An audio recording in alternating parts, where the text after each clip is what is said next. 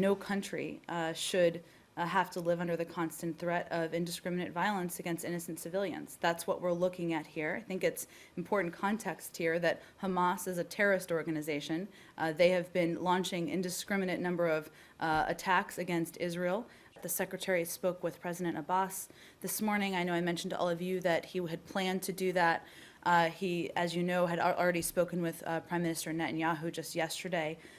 During both of those calls, the Secretary reiterated our concern over the escalating tensions and restated his own willingness and the willingness of the United States to engage robustly in helping to stop the rocket fire.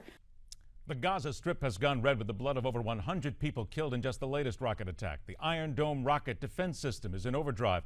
Bombs are falling from a new source, and America may be closer than ever to direct involvement in a conflagration that shows no signs of slowing down. On the latest from this part of the Middle East, welcome back to MidPoint. Blogger, political activist, author, and former reporter for the New York Daily News, Pamela Geller joins us on the show. Pamela, thanks for being here. Great to be here. Thanks for having me. Pamela, let's look at what it's going to take at this point, and I understand it's going to be as simple as somebody stopping the rocket attacks here, but doesn't somebody have to take a step back here and at least wait a moment, take a breath, because this seems to be accelerating at a tremendous rate, and there's a lot of people feeling that this is the one that simply will not slow down. This is heading for something disastrous. Well, when you say take a breath, it's actually 15 seconds of breath. That's how long it takes in Israel to get to one of the shelters. I wonder if New York or Dallas or LA was being rained upon with rockets and our ally told us to step back and take a breath, if we would do that. The fact is, this is a savage war against innocent civilians, and the rocket attacks must stop. And I don't see it escalating. I don't see it, stopping in any way. If you look at the songs that Hamas are playing and singing, it calls for the extermination of Israeli cockroaches. I don't think Israel has any choice but to defend itself. There is no other way. I don't know how you deal diplomatically with a rocket. Do you? No, but there's certainly been a thinking process, and we've had people on this show in the last couple of days who have told us, in their opinion, that there is Hamas and there is the Palestinian people. And in their mind, there are a great number of the Palestinian people who do not fall in line with Hamas and do not back them. So it is Hamas basically against Israel right now. And these are the people who are saying, we are the innocents being killed for what Hamas is doing in our name, when it is in essence not in our name. How would you answer those critics? They elected Hamas. The people of Gaza, the people of the Palestinian territories elected Hamas. So how could you say that they don't represent the people? It's nonsensical. It's not true. They absolutely do. And the fact is that Fatah, the more moderate of the newly formed unity government, has said it wants to join in this war.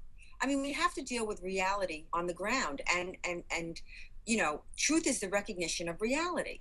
And you can't avoid, you can avoid reality, but you can't avoid the consequences of avoiding reality. They are raining rockets down on schools, on towns indiscriminately. Meanwhile, the Israelis are dropping pamphlets and leaflets warning the population that they're going to take out the rocket launcher in their living room, or they're going to take the rocket launcher out of a particular a basement of a mosque.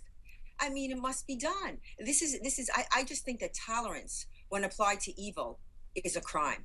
And Israel is under a tremendous amount of pressure, I know, from President Obama as well. And now he wants to interject himself. He wants to negotiate a ceasefire. The fact is, if Hamas stopped firing rockets, Israel would stop trying to take out the missile launches and the rocket launches that are firing those rockets. It's really not rocket science. Does President Obama at this point have the amount of respect that would be needed if indeed he would interject himself into this to try and create peace talks?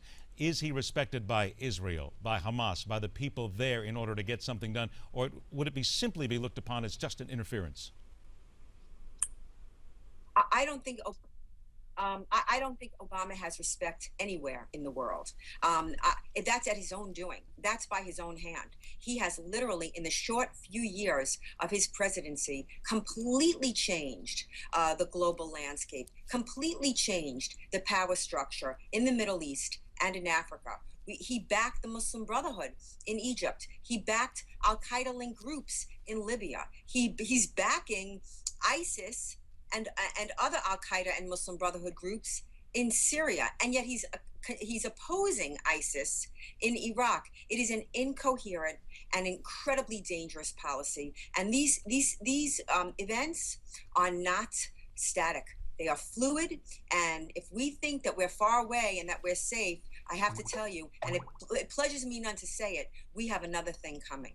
I have about 90 seconds left, so let me ask you this, because I certainly know how you feel about this, but there are those believing and a thinking process that this is the time when Israel has to put those boots on the ground. They need to go in, and I have heard the words exterminate Hamas. Is this the time, in your opinion, to do this? Has that time passed? Are we there? I think that an effective war on terrorism must be offensive and must be military rather than defensive. No one won a war in Operation Fetal Position.